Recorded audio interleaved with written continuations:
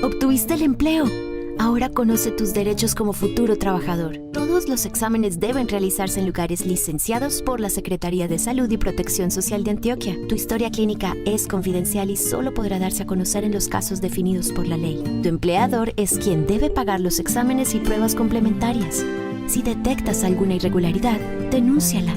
Es tu trabajo, son tus derechos. Defiéndelos.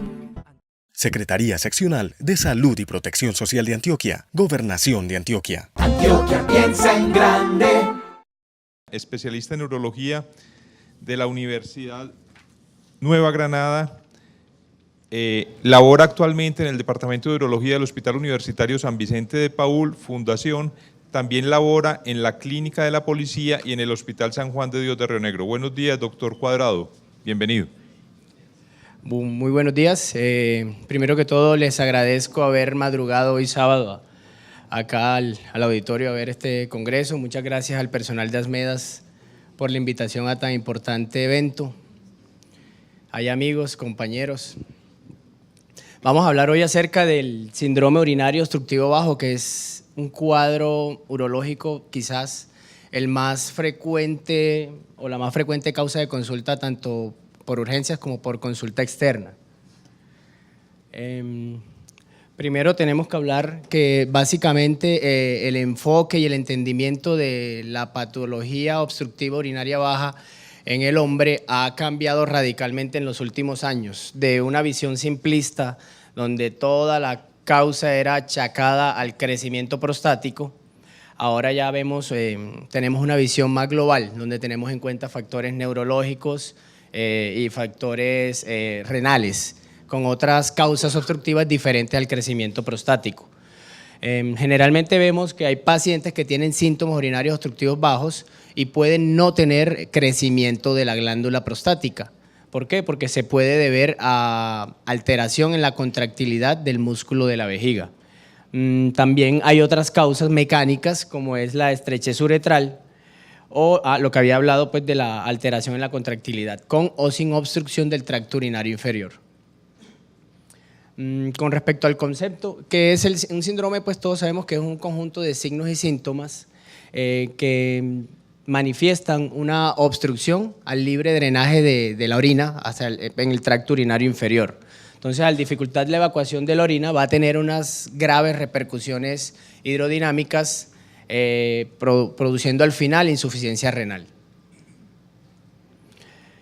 Con respecto a la parte epidemiológica, vemos que es la patología más frecuente de la vía urinaria. En el hombre tiene 2 picos de incidencia, que es en el neonato, en la edad neonatal y después de los 60 años. Esto se ha visto que se correlaciona con el aumento en el crecimiento pues, del volumen de la próstata. En estudios necrópsicos de necropsia se han encontrado que pacientes que llegaron con patologías o pacientes urémicos tenían una prevalencia, una incidencia del 25% de uropatía obstructiva, y pacientes sin ninguna clase de patología urémica la incidencia era el 3.8%. En las mujeres, la principal etapa de edad donde se presenta, o las principales edades donde se presenta el cuadro de la obstrucción del tracto urinario inferior es entre los 20 y los 60 años de edad. No hay reconocido diferencias geográficas, se presenta de igual manera en el norte como en el sur. Y es importante este último dato donde vemos que en la octava década de la vida, entre los 70 y los 80 años, el 50% de la población tiene síndrome urinario obstructivo bajo, esa es la prevalencia. Y en los pacientes mayores de 80 años, el 90% inclusive. Con respecto a la patogenia, tenemos que dividir el tracto urinario inferior, el tracto urinario en superior e inferior. Y entendemos el superior como un tracto de transporte, producción y transporte de la orina. Y el inferior, que bueno, el superior pues de riñones hasta la unión uretero-vesical. Y el inferior, que va desde la vejiga hasta el meato uretral, es de almacenamiento y evacuación. Entonces, al presentarse una obstrucción en el tracto urinario inferior, vamos a ver que va a haber dificultad para expulsar la orina, vamos a tener retención urinaria, entonces el músculo detrusor de la vejiga va a hacer más esfuerzo, por lo cual va a presentar una hipertrofia. Eso lo conocemos como una vejiga de lucha, lo vemos en que los radiólogos lo reportan. Paciente con vejiga de paredes engrosadas es una vejiga de lucha, es una vejiga que ha peleado mucho tiempo contra la obstrucción que ejerce, ya sea el crecimiento prostático o una obstrucción uretral o una alteración neurológica que impide pues, que se presente la contracción del músculo propiamente dicho. Va a haber unos cambios anatómicos en el músculo de la vejiga, vamos a cambiar la parte muscular por colágeno y se van a presentar pseudodivertículos e inclusive divertículos. Esta parte no se contrae, lo cual va a llevar posteriormente a la presencia de infecciones urinarias, cálculos vesicales, que lo vamos a ver más adelante. Entonces, aquí vemos en esta diapositiva lo que sucede y cómo se complica el paciente cuando presenta la retención urinaria. Entonces presenta la estasis urinaria, al tener residuo posmiccional elevado, estos pacientes van a tener episodios recurrentes de infección, cálculos vesicales, infecciones urinarias altas, alteración de la función renal por último, insuficiencia renal terminal. Con respecto vamos a hablar acerca de la uropatía obstructiva, vemos que lo que habíamos dicho al principio, no todos los pacientes, y se ve frecuentemente en la clínica, que tienen síntomas urinarios obstructivos bajos, tienen crecimiento prostático. ¿Por qué? Porque hay otras causas, como es la hipocontractilidad o hipercontractilidad del músculo detrusor de la vejiga, y eso va a asemejar o va a ocasionar unos síntomas como son la dificultad para la micción o como son la hiperactividad del músculo detrusor con poliaquiuria, con poliuria, ¿cierto? Y también vemos que no todos los pacientes que tienen crecimiento de la próstata tienen síntomas urinarios, es decir, no hay una correlación del volumen prostático con la presencia de síntomas urinarios. También vemos que hay otras causas mecánicas diferentes al crecimiento prostático, como son la contractura del cuello vesical, como son cicatrices de cirugías previas prostáticas, donde se presentan estrecheces uretrales, donde se presenta estenosis del meato uretral, inclusive la fimosis, que muchos pacientes, y se ve con relativa frecuencia, llegan a edad adulta, fimóticos, orinando mal por muchos años y no consultan, llegan con insuficiencia renal. Bueno, aquí habíamos lo que ya habíamos hablado, que la presencia de síntomas pues, no asegura la presencia de obstrucción. El síndrome urinario obstructivo bajo tiene unas causas muy bien conocidas y las podemos clasificar en dos grandes grupos, las congénitas y las adquiridas, inclusive ambas se pueden presentar tanto en congénitas como adquiridas. Por ejemplo, la fimosis, estrechez del meato uretral, estrechez del conducto de la uretra propiamente dicho, la vejiga neurogénica, pacientes niños pues, que nacen con alteraciones medulares como el mielomeningocele o que presentan valvas uretrales posteriores. Entonces ocasionan síndrome urinario obstructivo bajo con la repercusión que ya conocimos. Y dentro de las adquiridas tenemos, dentro de la próstata puede ser el crecimiento prostático, el cáncer de próstata, o dentro de la uretra, lo que habíamos dicho, que se encuentra también en las neonatales o las neonatales congénitas, como está la estrechez uretral o esclerosis del cuello vesical.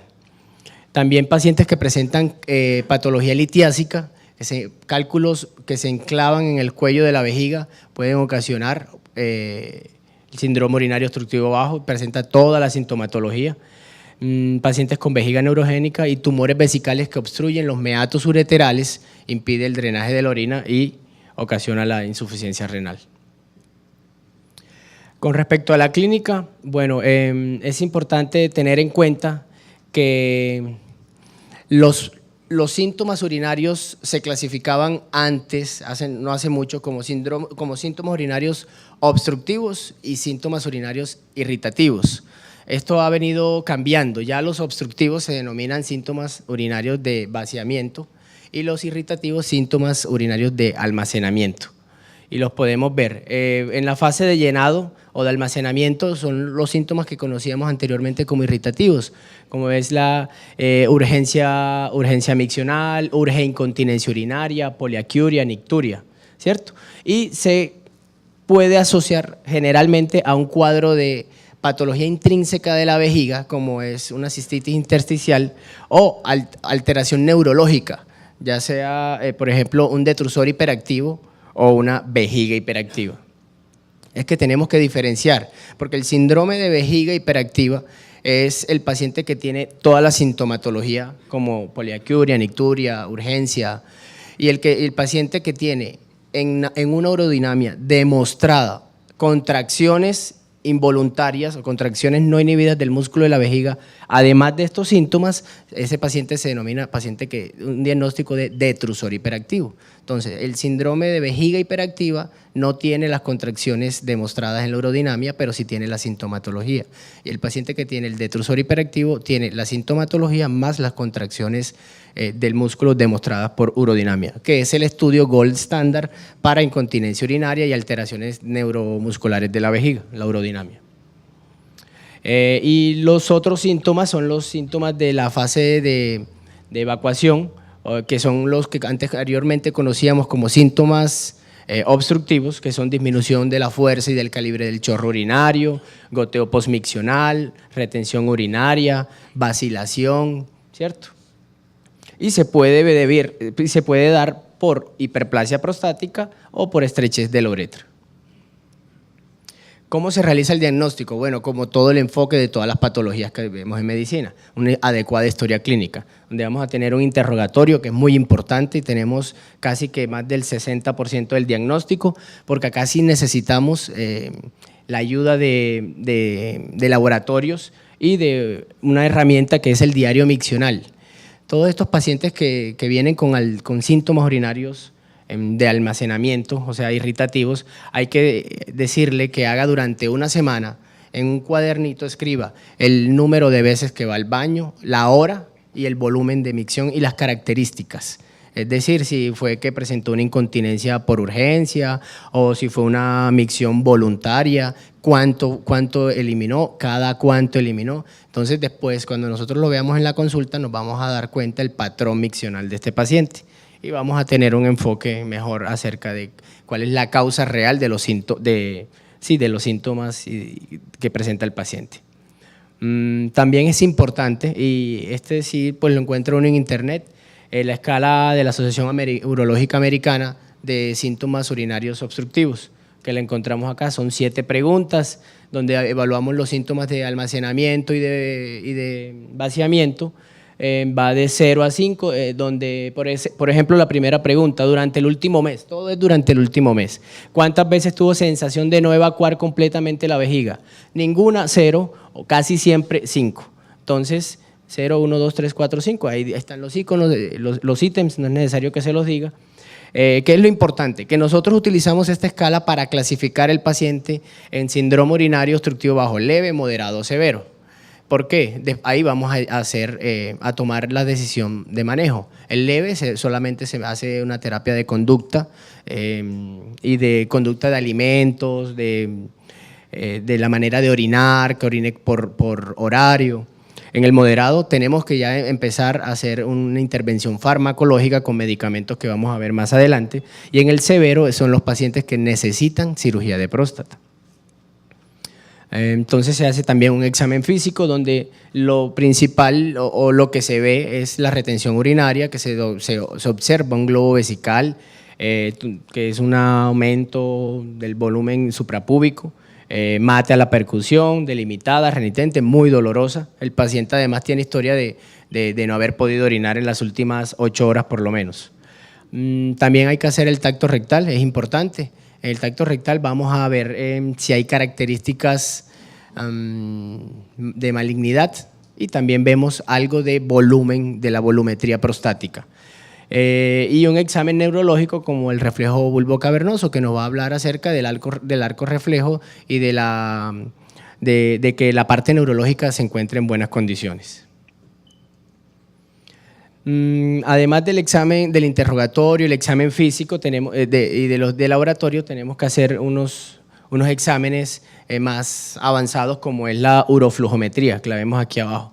La uroflujometría es una parte de la urodinamia que nos dice qué cantidad de orina se presenta durante la micción y a qué velocidad sale. Y es como el examen más importante y que nos da un pronóstico de cómo se encuentra el paciente y cómo va a responder a los medicamentos y qué medicamento utilizar. También es importante hacer un estudio del tracto urinario inferior, que el más importante pues es la cistoscopia, que es un examen de visión directa de la vía urinaria inferior, meato uretral, uretra, próstata, hasta la vejiga. Importante el examen de orina pues para descartar infección y el antígeno de la próstata para descartar también la posibilidad de presentar cáncer de próstata. Entonces, con respecto al tratamiento, lo que habíamos dicho, que es importante saber que la uropatía obstructiva entonces se puede presentar con síntomas obstructivos debido a una causa mecánica o con síntomas irritativos o de vaciamiento debido a causa de alteración del detrusor, a una parte neurológica. Entonces, lo que habíamos dicho, la vejiga hiperactiva son los síntomas, el síndrome de vejiga hiperactiva, y el paciente con detrusor hiperactivo son los síntomas más la presencia en el estudio urodinámico de contracciones no inhibidas. Entonces, ¿qué es lo importante? Primero, el cambio de hábitos, como evitar en los pacientes que tienen la patología de síntomas urinarios irritativos, evitar los irritantes vesicales, ¿como cuál? Como el café, como la gente que le gusta comer la comida picante, evitar eso, evitar el consumo exagerado de líquido, no consumir líquido tanto líquido después de las 7 de la noche. Y dentro del tratamiento farmacológico, que es la segunda línea, tenemos los medicamentos, los anticolinérgicos. Anteriormente pensábamos que los anticolinérgicos estaban contraindicados en el paciente que tenía el síndrome urinario obstructivo bajo. ¿Por qué? Porque, como sabemos, por el mecanismo de acción, disminuye la fuerza de contracción y la frecuencia de contracción del músculo detrusor, pero ya podemos saber, y de hecho hay medicamentos que vienen combinados con los alfa bloqueadores que abren el cuello de la vejiga, relajan el músculo liso de la próstata, y entonces de esta manera evitamos la sintomatología irritativa, poliaquiuria, disuria con los anticolinérgicos, y podemos garantizar que va a haber una adecuada evacuación de la orina. Los más comunes y los que más se conocen en el mercado son la oxibutinina y la tolterodina. ¿Qué tienen estos medicamentos como efecto secundario? Que por disminuir el volumen de secreciones puede presentar el paciente constipación, boca seca, ojo seca, y son las principales molestias o quejas de los pacientes. Aquí tenemos toda esta cantidad de medicamentos que se utilizan hoy en día. Cuando vemos que, a pesar de que el paciente le estamos suministrando una dosis adecuada de oxibutinina, tolterodina o de cualquier anticolinérgico y no mejora la sintomatología irritativa, tenemos otra tercera línea, que es la aplicación de toxina botulínica en el músculo detrusor. ¿Y qué hace esto? Esto es lo que evita directamente en la placa neuromuscular que la acetilcolina actúe, y tiene un efecto más o menos de 6 meses, donde vamos a tener un paciente seco que no va a tener los síntomas irritativos. Y cuando nos vamos a la parte de los síntomas obstructivos, tenemos 2 clases de medicamentos que se utilizan. Tenemos los más comúnmente conocidos y utilizados son los alfa bloqueadores, como la tamsulosina, doxazosina, prazosina, alfusosina. ¿Qué es lo que hacen ellos? Bloquean los receptores alfa-1A que se encuentran en el cuello de la vejiga, en el músculo liso de la próstata, y lo cual hace que el paciente pueda tener un tracto urinario inferior más laxo y tenga menor resistencia a la salida de la orina. El efecto del alfa bloqueador es en 48 horas, o sea, los pacientes inmediatamente van a sentir el cambio. El paciente, cuando llega por urgencias con la retención urinaria, hay que colocar la sonda, quitar la urgencia, empezar el alfa bloqueador. Más o menos a los 5 días sí le podemos decir, bueno, ya se retira la sonda. Porque, como ustedes se han dado cuenta, el paciente llega por urgencias con retención urinaria, se le coloca una sonda evacuante, ¿cierto? Y después, a las 6 horas, otra vez vuelve por retención urinaria. Ok. Los otros medicamentos que podemos utilizar son los inhibidores de la 5-alfa reductasa. ¿Esto qué hace? Evita la conversión de la testosterona en dihidrotestosterona, que es la funcionante, y disminuye en el tiempo, es decir, no actúa inmediatamente, sino más o menos después de 6 meses, el volumen de la próstata en un 20% aproximadamente. Efectos secundarios, bueno, importante para el que quiera, disminuye la alopecia, pero pues presenta disfunción sexual ocasionalmente. Entonces vamos a tener hombres con mucho pelo, pero con impotencia. Son los inhibidores de la… Y también se conoce, usted ha escuchado hablar del Viagra, ¿cierto?